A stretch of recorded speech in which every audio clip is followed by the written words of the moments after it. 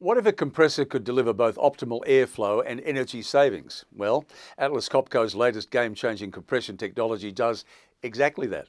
Hi, I'm Tim Webster, introducing the GA FLX, the world's first dual-speed oil-injected rotary screw compressor. It's engineered to operate at 2 motor speeds, fixed speed for maximum capacity and variable speed for reduced energy consumption when air demand is lower and during compressor unload.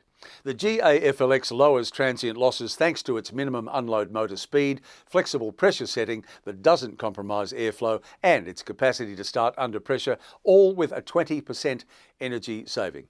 Not only does the compressor feature an IE5 ultra premium efficient electric motor, it can be converted to variable speed with the click of a button.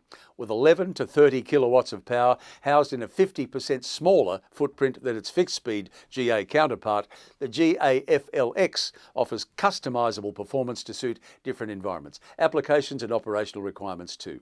Now, if you're after double-digit energy savings and a healthier bottom line, then make the switch to the GA FLX compressor and do it today.